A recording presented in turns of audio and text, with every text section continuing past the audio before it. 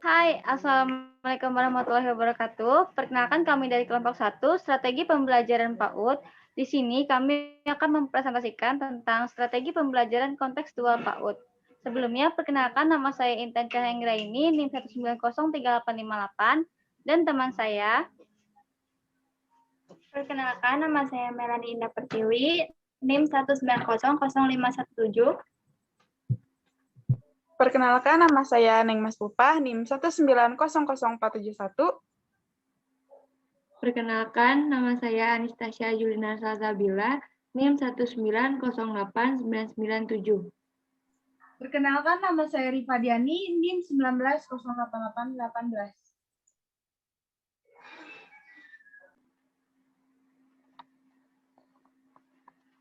Perkenalkan, saya Anastasia Julina Salsabila, NIM 1908997. Di sini saya akan menjelaskan mengenai konsep dan prinsip pembelajaran kontekstual. Pembelajaran kontekstual merupakan suatu strategi yang melibatkan peserta didik secara penuh dalam proses pembelajaran untuk menemukan materi yang dipelajari dan menghubungkannya dengan kehidupan nyata, sehingga mendorong mereka untuk menerapkan dalam kehidupan sehari-hari. Strategi pembelajaran kontekstual dapat membantu guru mengaitkan materi yang diajarkan dengan kondisi di dunia nyata dan mendorong mereka menghubungkan pengetahuan tersebut atau pengetahuan yang dimilikinya dengan kehidupan nyata, baik sebagai anggota keluarga maupun anggota masyarakat pada umumnya. Proses pembelajaran kontekstual berlangsung ilmiah dan alamiah dalam bentuk kegiatan peserta didik bekerja dan mengalami langsung, bukan mentransfer pengetahuan dari guru kepada peserta didik. Nah, di sini ada 3 konsep dasar yang harus dipahami berkaitan dengan pembelajaran kontekstual. Yang pertama, proses pembelajaran ditekankan pada keterlibatan peserta didik dalam menemukan materi melalui pengalaman secara langsung. Yaitu proses ini mengharapkan keterlibatan peserta didik dalam mencari dan menemukan sendiri materi pembelajaran. Yang kedua, CTL mendorong peserta didik menemukan hubungan antara materi yang dipelajari dengan situasi kehidupan nyata, sehingga peserta didik dituntut dapat menangkap hubungan antara pengalaman belajar di sekolah dengan kehidupan nyata. Hal ini sangat penting. Mengapa? Karena melalui hubungan materi yang dipelajari dengan kehidupan nyata, materi tersebut akan lebih bermakna secara fungsional dan akan tersimpan lama dalam memori peserta didik dan juga tidak mudah dilupakan. Yang ketiga, CTL mendorong peserta didik menerapkan apa-apa yang dipelajari dalam kehidupan sehari-hari, bukan hanya memahaminya, tetapi bagaimana materi itu dapat mewarnai perilakunya dalam kehidupan nyata. Materi pembelajaran bukan untuk ditumpuk di otak dan kemudian dilupakan, tetapi menjadi bekal bagi peserta didik untuk mengarungi kehidupan yang selalu berubah-ubah. Selanjutnya, mengenai prinsip pembelajaran kontekstual. Terdapat 5 prinsip utama yang harus diperhatikan dalam pembelajaran kontekstual. Yaitu yang pertama, pembelajaran harus diawali dengan permainan yang berhubungan dengan pengalaman yang sudah dimiliki peserta didik. Yang kedua, pembelajaran harus disajikan dari hal-hal yang umum menuju hal-hal yang khusus, dan dari keseluruhan menuju ke bagian-bagian tertentu. Yang ketiga, pembelajaran harus ditekankan pada pengalaman, melalui sharing, bercerita, untuk memperoleh masukan dan tanggapan serta merevisi dan mengembangkan pengalaman yang baru. Yang keempat, pembelajaran harus ditekankan pada upaya mempraktikkan secara langsung apa-apa yang dipelajarinya. Dan yang kelima, pada akhir pembelajaran perlu dilakukannya refleksi. Refleksi itu agar kita dapat mengulang kembali apa yang telah dipelajari melalui terhadap strategi pembelajaran dan pengembangan pengalaman yang dilaluinya. Selanjutnya akan dijelaskan oleh teman saya.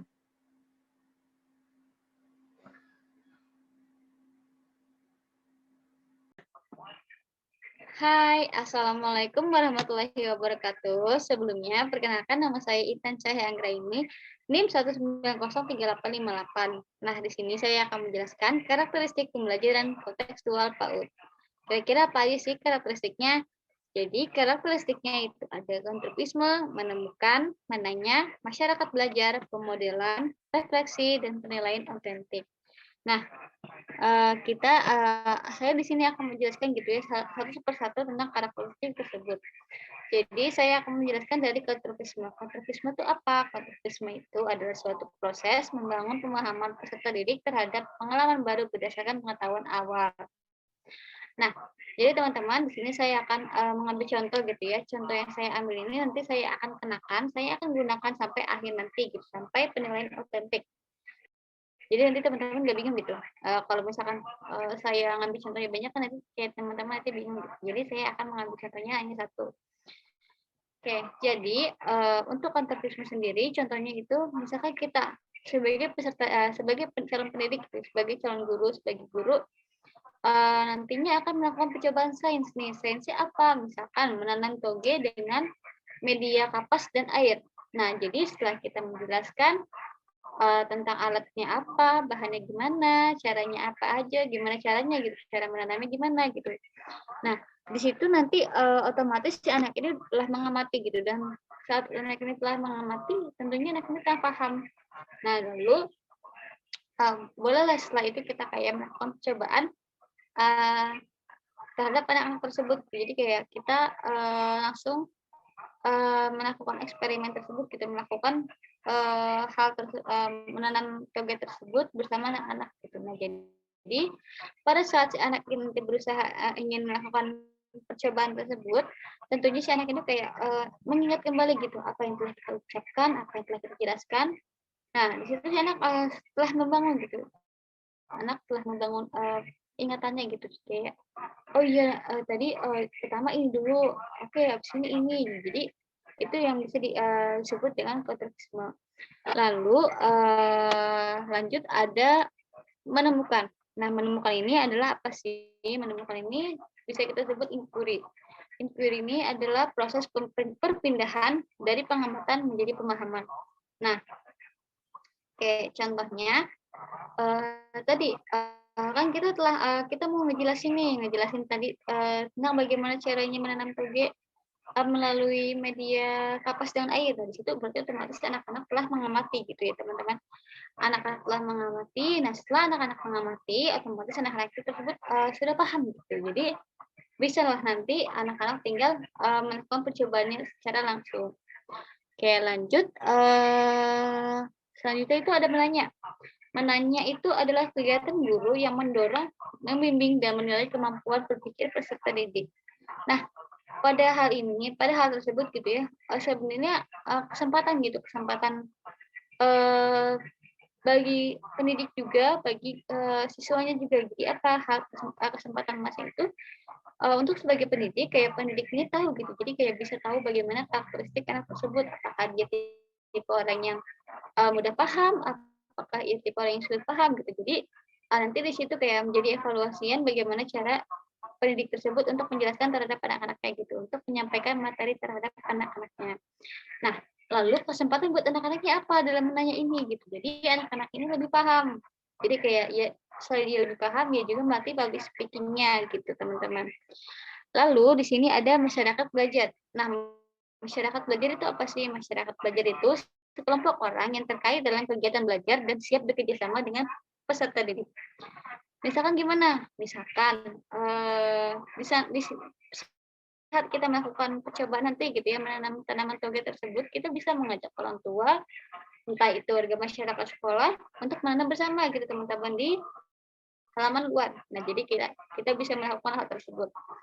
Nah, lanjut ada pemodelan atau modeling, yaitu proses penampilan suatu contoh agar online berpikir, bekerja, dan belajar. Jadi di sini kayak kita bisa sebagai calon pendidik nih ya, kayak kita bisa sebelum kita menjelaskan apa sih ini apa ya, tumbuhan apa.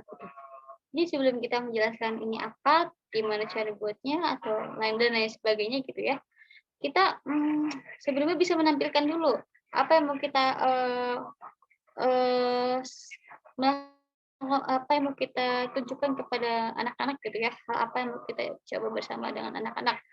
Nah, kita bisa tampilkan dulu, kita bisa perlihatkan dulu kepada anak hal tersebut, misalkan tadi nih kita udah nunjukin hasil tanaman toge, kok bisa, nanti anak itu pasti berpikir, kok bisa sih toge kok nanamnya nggak pakai tanah, kok bisa pakai kapas sama air doang sama aqua gelas gitu.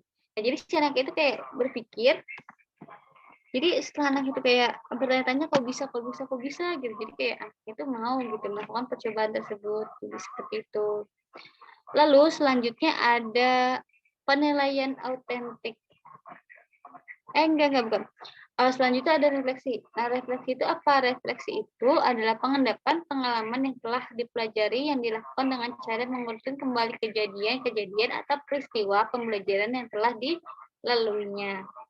Apa sih contohnya? Nah, jadi misalkan nih teman-teman, setelah kita kayak melakukan percobaan bersama anak-anak gitu ya.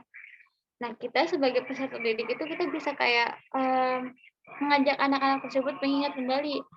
Oh iya, tadi kita ngapain sih, Kak? Tadi kita ngapain? Coba tadi kita ada yang tahu nggak nih? Kita buat apa tadi di sana gitu. Apa aja sih tadi bahan-bahannya? Kita bisa berbicara seperti itu terhadap anaknya. Gimana sih tadi buatnya, Kak? Gitu. Jadi kayak kita bisa merefleksi anak tersebut juga dengan mengulang kembali gitu. Nah, itu yang bisa dikatakan dengan refleksi. Lalu ada penilaian otentik. Penilaian otentik adalah suatu proses mengukur pengetahuan dan keterampilan peserta didik. Nah, jadi di hal tersebut ya, jadi kayak kita sebagai pendidik gitu ya, kita bisa menilai anak-anak tersebut gitu ya dengan tadi kita melakukan percobaan gitu, dan kita bisa tahu mana anak yang kayak benar-benar oke nih, dia sekali dijelaskan, sekali diterangkan langsung bisa, oke, sepertinya anak ini sepertinya anak ini harus arahkan kembali gitu, supaya dia lebih paham. Jadi sepertinya anak ini kayak lebih sulit dipahami, jadi kayak harus dituntun gitu. Jadi kayak kita bisa menilai sendiri gitu anak-anaknya. Gitu. Jadi seperti itu teman-teman, karakteristik pembelajaran kontekstual PAUD. Mungkin sekian dari saya, kurang lebihnya mohon maaf. Wassalamualaikum warahmatullahi wabarakatuh. Baik, di sini saya akan menjelaskan implementasi strategi pembelajaran kontekstual PAUD.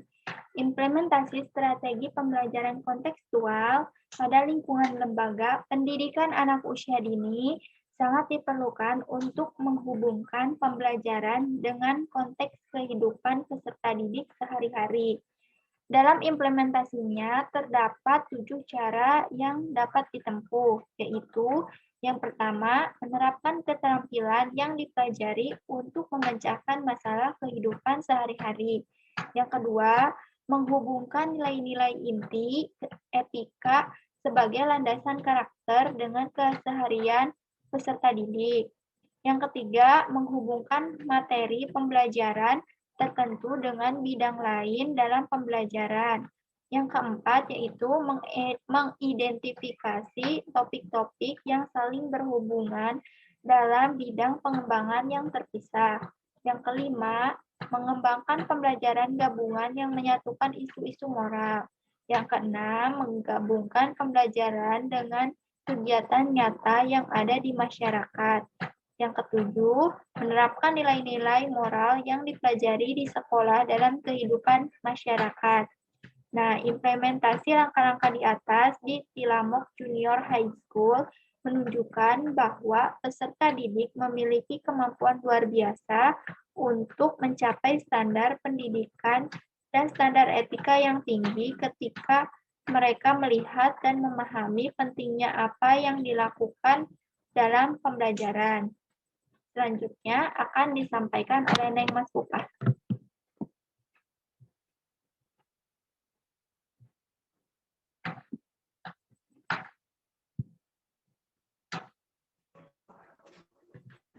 Baik, di sini saya akan menjelaskan mengenai peran guru dalam pembelajaran kontekstual. Peran utama guru dalam pembelajaran kontekstual pada lingkungan lembaga pendidikan anak usia dini atau PAUD adalah memberikan kemudahan belajar pada anak atau tadi dengan menyediakan bahan dan sumber belajar yang memadai. Dan guru itu bukan hanya dari pelajaran saja gitu ya, yang berupa hafalan gitu, tetapi mengatur lingkungannya dan strategi pembelajaran yang emang memungkinkan anak belajar sambil bermain gitu ya.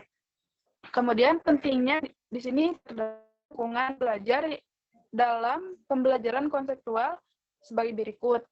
Di sini ada 4 poin. Yang pertama, belajar efektif itu dimulai dari lingkungan belajar yang berpusat pada peserta didik, dari guru acting di depan kelas, peserta didik menonton, ke peserta didik aktif bekerja dan berkarya, guru mengarahkan gitu ya.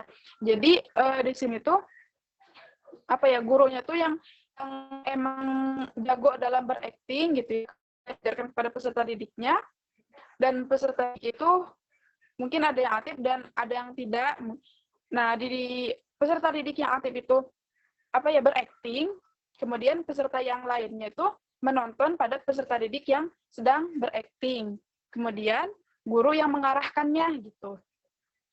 Untuk poin yang kedua, pembelajaran harus berpusat pada bagaimana cara peserta didik menggunakan pengetahuan baru mereka. Strategi belajar lebih dipentingkan dibandingkan hasilnya. Jadi maksudnya itu dengan adanya pembelajaran pastinya ada cara atau metode agar berjalannya pembelajaran tersebut. Kemudian poin yang ketiga, umpan balik amat penting bagi peserta didik yang berasal dari proses penilaian atau asesmen yang benar gitu. Jadi di sini tuh maksudnya umpan balik terhadap peserta didiknya gitu ya, untuk penilaian gitu. Jika peserta didik itu melakukan atau mengerjakan tugas yang diperintahkan oleh gurunya, maka umpan baliknya terhadap peserta didik. Jadi peserta didik itu akan mendapatkan nilai gitu ya. Jika peserta didik itu melakukan tugas atau ya pokoknya tugas-tugas yang telah guru tugaskan pada peserta didik tersebut. Kemudian poin yang keempat, menumbuhkan komunitas belajar dalam bentuk kerja kelompok itu penting. Jadi di sini tuh maksudnya emang di dalam pembelajaran itu pasti akan dibentuknya kerja kelompok gitu ya, karena itu emang penting gitu ya dalam pembelajaran. Dengan adanya bentuk kerja kelompok ini akan menumbuhkan komunitas dalam pembelajaran gitu. Nah, mungkin hanya itu. Selanjutnya akan dijelaskan oleh teman saya. Di sini saya akan menjelaskan tentang keuntungan strategi pembelajaran konseptual PAUD. Apa sih? Nah, strategi pembelajaran konseptual secara umum memiliki berbagai kelebihan dan diakui oleh beberapa lembaga pendidikan di beberapa negara, termasuk di Indonesia. Nah, jika strategi pembelajaran konseptual ini diimplementasikan pada lembaga PAUD dan dilakukan secara efektif oleh guru-guru di lingkungan pendidik anak usia dini, dengan memperhatikan berbagai prinsip dan karakteristik. Nah, maka akan memperoleh berbagai keuntungan. Dapat dikemukakan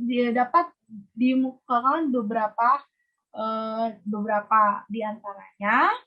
Belajar lebih bermakna karena apa yang dipelajari bisa langsung diterapkan dalam kehidupan sehari-hari. Yang kedua, belajar tidak sekedar menghafal, tetapi peserta didik mengkontribusi sendiri pengetahuan dalam benak mereka. Yang ketiga, peserta didik belajar sambil bermain dan memakai setiap permainan yang dialaminya. Yang keempat, pengalaman yang diperoleh peserta didik terorganisasi dengan baik dan mencerminkan pemahaman yang mendalam. Yang kelima, peserta didik memiliki tingkatan yang berbeda dalam menyikapi dan mereaksi situasi yang permainan baru. Yang keenam, peserta didik terbiasa memecahkan masalah, menemukan sesuatu yang berguna, dan bergelut dengan ide-ide.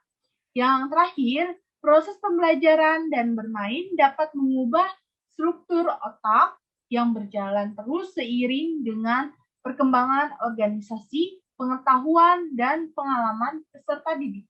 Sekian dari saya. Sekian dari kelompok kami. Mohon maaf bila ada kesalahan kata. Wassalamualaikum warahmatullahi wabarakatuh.